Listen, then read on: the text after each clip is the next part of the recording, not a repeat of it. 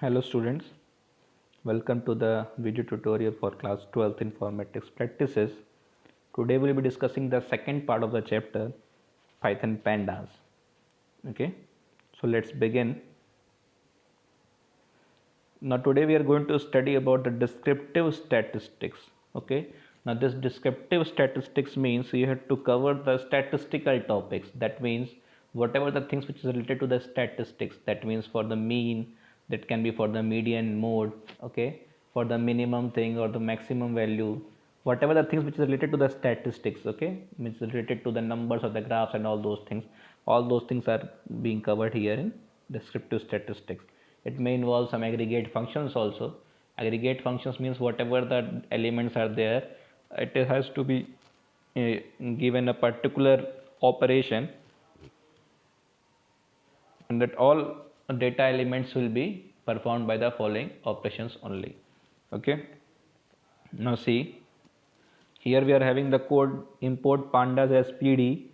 D is equals to physics Ayush 67, Puneet 54, Virat 72, chemistry Ayush 59, Puneet 64, Virat 82, IP Ayush 67, Puneet 74, Virat 84. Okay, and we have written result is equals to pd dot data frame d. Now if you remember, in the last video tutorial we have studied that if we have to create some data elements which doesn't involves the interaction of numpy, we don't need to import it. Okay, but if there is a need of an array here which we have to use for the particular data frame, we can import that numpy. Okay, so here we are not going to use any numpy array, so we have directly imported pandas as pd. I am again making you remember this thing, that PD is the alias name. It can be replaced by any other name also. Okay, but for our convenience we are using PD. Don't just mug up this that we have to only write import pandas as PD. But it will be convenient for you if you are going to use import pandas as PD. Okay, now see, we are having the dictionary here. Now the keys of the dictionary are physics, chemistry and IP. So it is going to create three columns named physics, chemistry and IP, and that three columns have to be filled with these values. Now it is very interesting thing here that here again we are having dictionary inside the dictionary. That means here we are having the nested dictionary. Okay, now physics, chemistry and IP is consisting of separate dictionaries. Physics having another dictionary with the elements Ayush 67, Puneet 54, Virat 72. Chemistry is having another dictionary is Ayush 59, Puneet 64, Virat 82, and IP is having different dictionary with Ayush 67, Puneet 74 and Virat 84. Now this is very interesting. Let's see, if we are going to pass this dictionary inside that particular data frame object, that is the result here. Let's see what it is going to print. Suppose we are going to print result. Let's see the output. See, we have got three columns called physics, chemistry and IP, and these physics, chemistry and IP are having these elements according to the given nested dictionary. See, you are having physics as a key and the value was a dictionary itself. So what it has done, it has created Ayush with 67 in physics. Okay, Puneet has got 54 in physics and Virat has got 72 in physics. Similarly, chemistry has been given with the dictionary Ayush 59, Puneet 64 and Virat 82.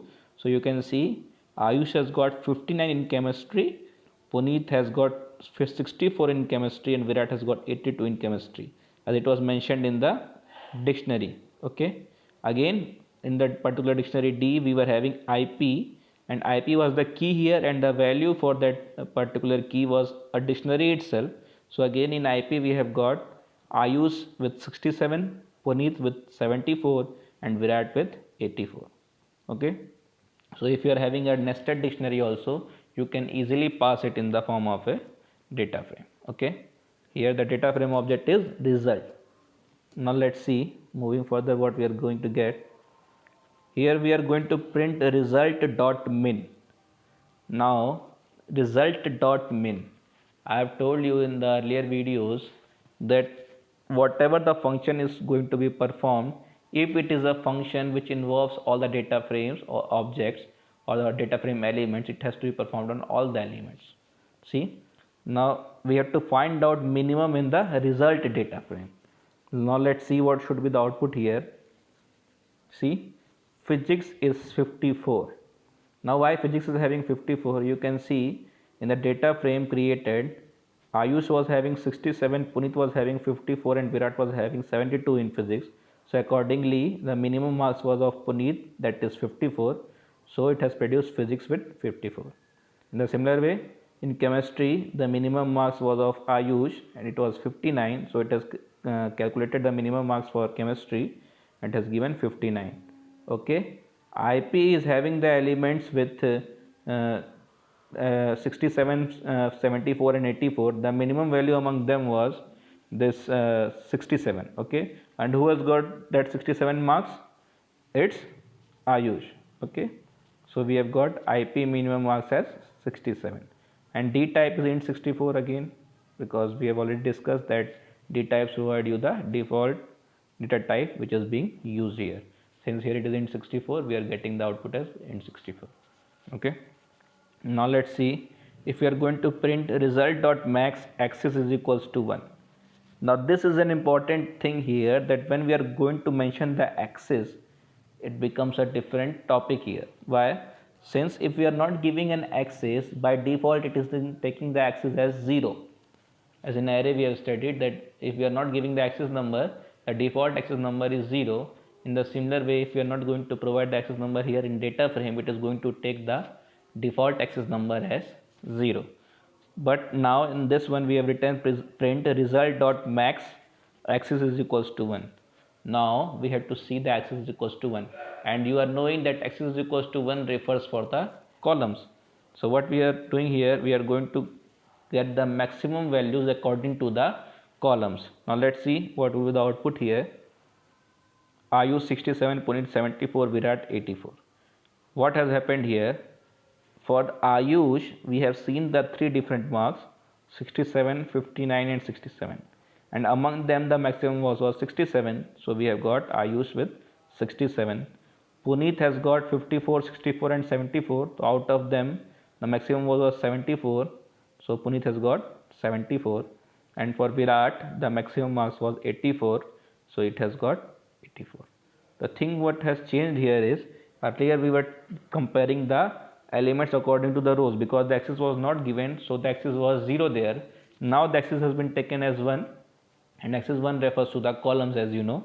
So among the columns we are searching the values. So for Ayush we are searching among 67, 59 and 67. So the maximum value was 67, so it has mentioned accordingly. For Puneet the maximum was 74, so it is mentioned 74, and for Virat it was 84, it has mentioned 84. And again the D type is int 64, where we have discussed many times now. Okay, now let's move further. Suppose we have this data frame which we have used just now. Now let's see if we are going to print result.mode. Mode, you know very well that mode is the number which has been repeated maximum times, means which is having the most number of frequency. And again no axis is mentioned here. So since no axis is mentioned, the default axis will be taken as axis 0, that is for the rows. Now let's see what is the output of this. See, you have seen we are having a separate index array and different values for the data frame. Now you can see physics has got 54, okay, 67, 72. Chemistry is having 59, 64, 82. IP is having 67, 74, 84. Now you must be thinking why this has happened. It has not taken out mode for anything. Now the problem is, here we have not mentioned any axis. So the axis was axis 0, and for axis 0 and for physics it has taken the mode value for 67, 54 and 72. Since 67, 54, 72 are different values, and there is no any element which has been repeated or having a different frequency number other than 1. So everyone is having the same frequency, so it has provided the exact value for the mode. In the second column you can see 59, 64, 82. Again there was no repetition of the values among them, so it has mentioned the data values accordingly. And for IP again you can see 67, 74, 84, no repetition of values, so it has returned the result accordingly.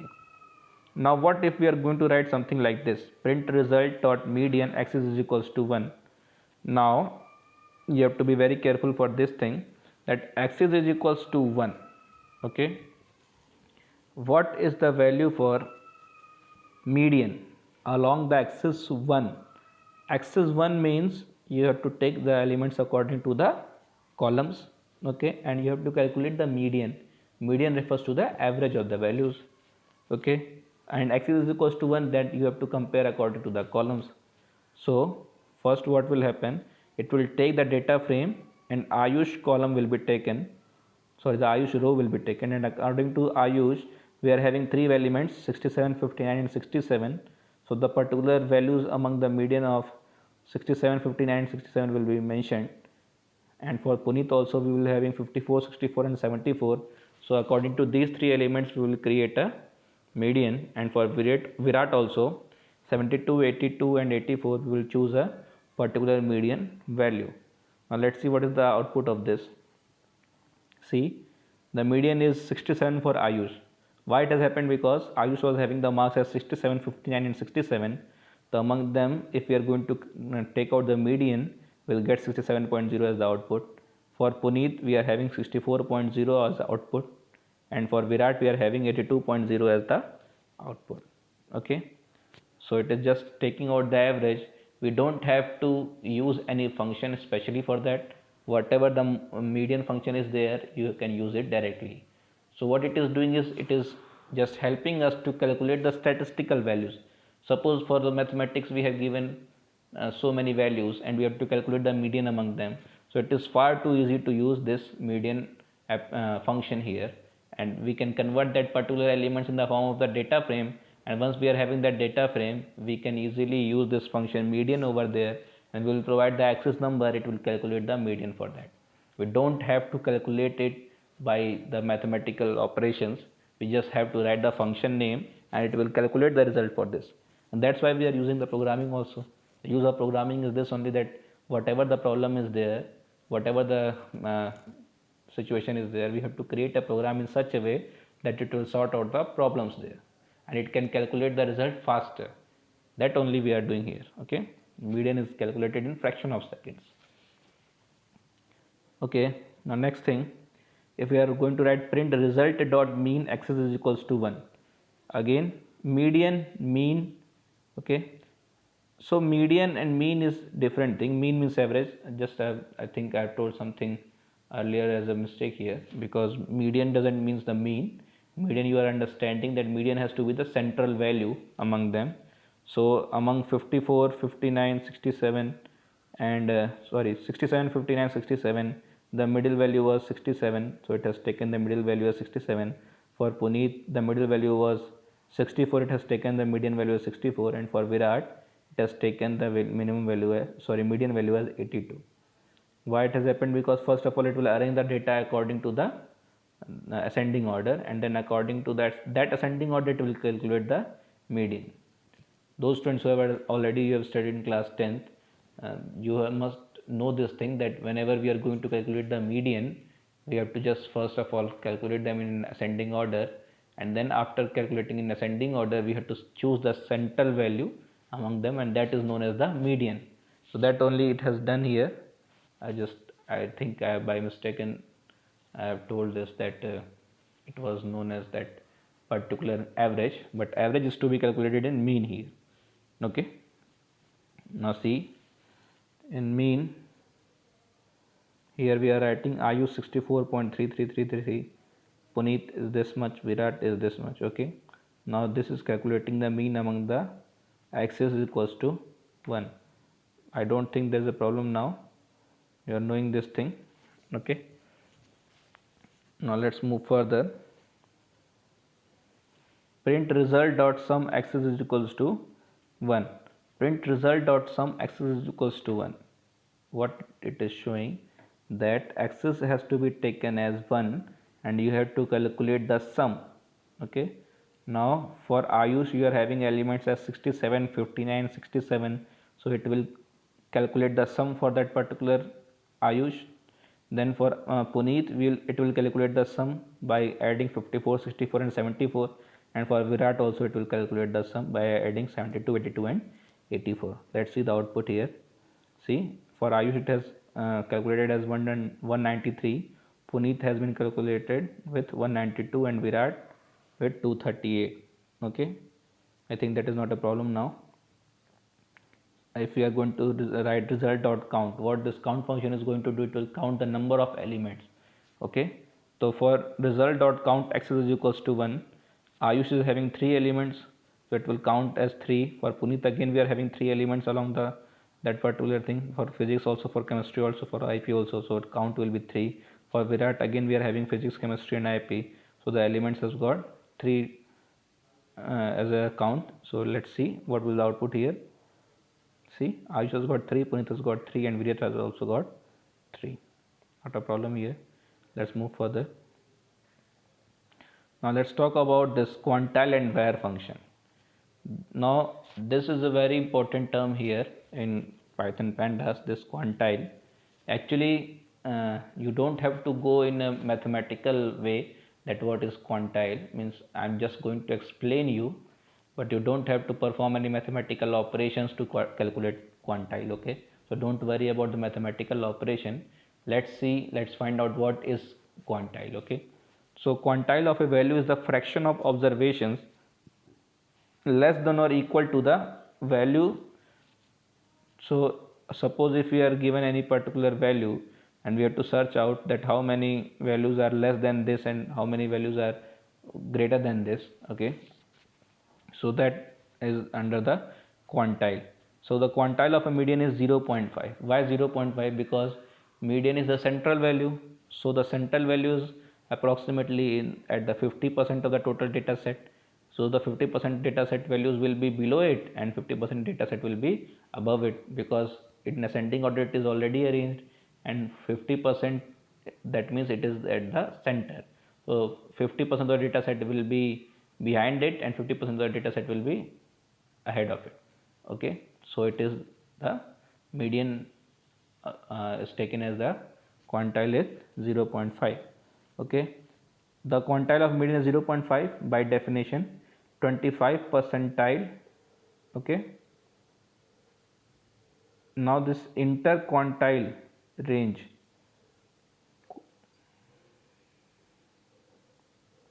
now see, quantile 0.25 and 0.75 are called quartiles, and the difference between them is known as the interquartile range.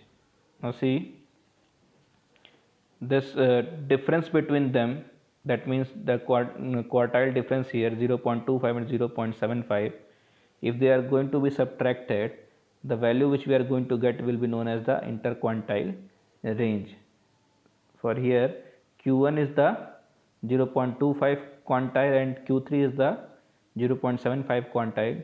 So if we are going to subtract Q1 from Q3, the value which we are going to get is the interquartile range. You don't have to worry too much about this quartile thing, only you have to see the function how to use it. Okay, now the var function computes variance and returns variance over requested x's.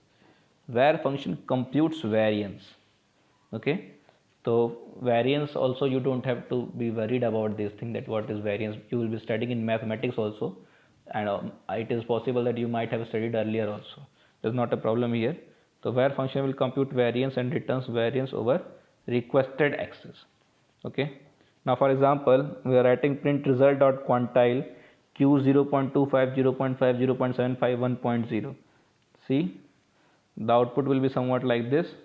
Okay, what it has done, it has taken out the quantile for particular values 0.25, 0.5, 0.75 and 1.0.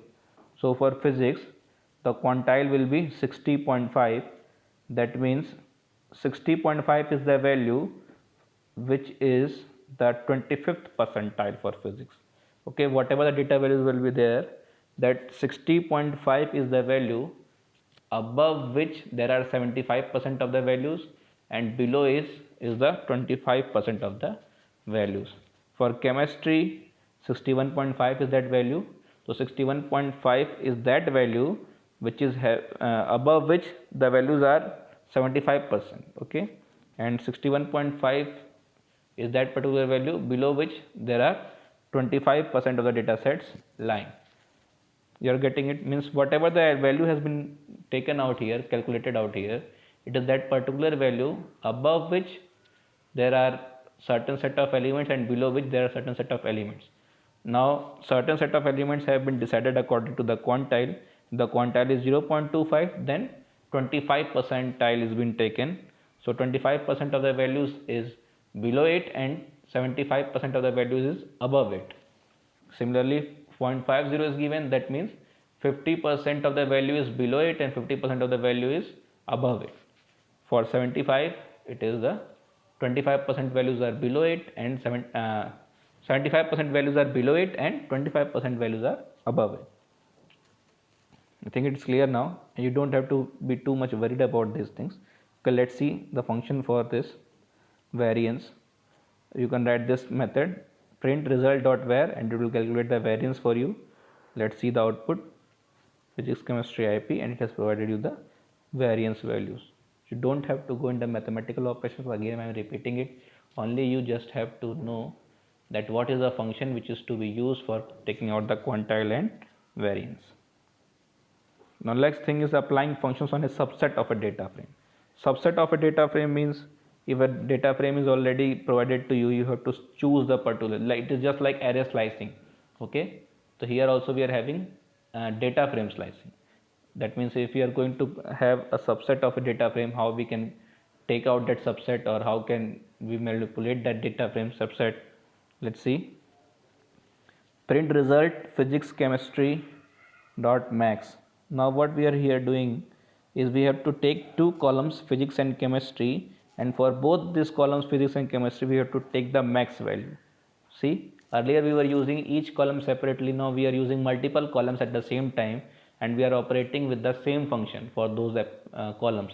Now let's see what is the output here. Physics 72, chemistry 82, D type int 64. Okay, now physics is having 72 value as the maximum value. You can see for Ayush, Puneet and Virat the maximum value is 74, and for chemistry again we are having the maximum value is 82.